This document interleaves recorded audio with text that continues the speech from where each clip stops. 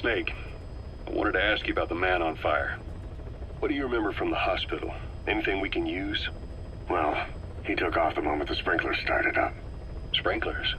The fire system? And when he got sprayed with water from the burst pipe, it slowed him down. When we escaped on horseback, he wouldn't cross the river either. And then it started to rain. And he disappeared. Water against fire. Is it that simple? I mean, it makes sense. It's just hard to believe it would work on a guy like that. You mentioned that the man on fire was crushed under Sahelanthropus in its hangar. Yeah. He was caught under the wheels of its transport platform. But his body wasn't found. What? We searched the area the moment we arrived, but there was no trace of him. I wasn't hallucinating. I know. I trust you on that. That means someone must have taken the body. But when I got there, everything was still as it was. Even Skullface hadn't been touched. I can't see a reason to sneak into a place like that and drag out the biggest, heaviest guy there. What are you getting at? The only option left is... he got up and walked away. That platform ran him over. Just ran him over. You're saying that's not enough? I don't want to believe it, but maybe not. He shrugs off bullets, even rocket strikes. There's no reason to think that would finish him. It seems ridiculous, but I'll start gathering eyewitness accounts just in case. If you dig up anything concrete, I want to know. You'll be the first, if I dig anything up. But I hope to hell I don't. No kidding.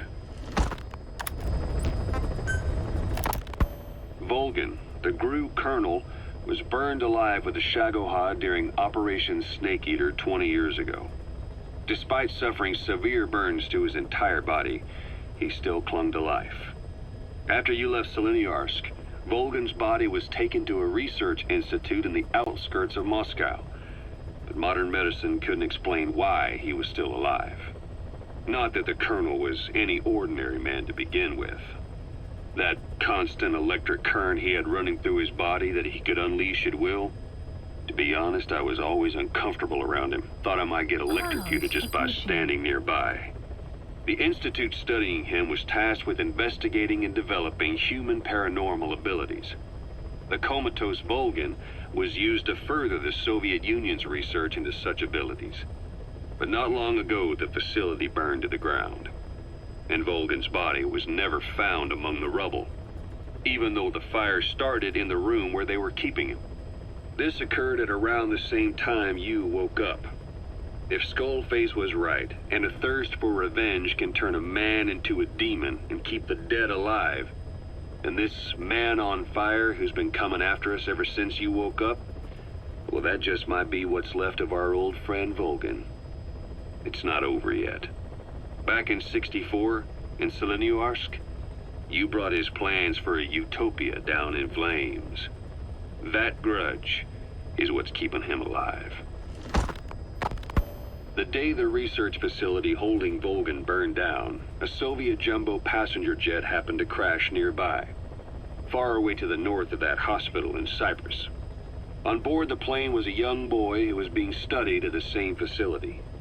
The plane fell to Earth from over 8,000 feet, but the boy's body was the only one not recovered. At almost exactly the same time as the crash, Volgan awoke in that facility. According to the Research Institute's documents, the gifts this boy demonstrated included psychokinesis and telepathy. To protect his mind from being inundated with other people's thoughts, he always wore a kind of gas mask. A rudimentary form of psychic insulation, apparently. We don't know where this boy is, but if Skullface is connected to him, we may cross paths with him yet. This boy is part of a new age where nothing we understand about the world makes sense anymore. Don't let your guard down.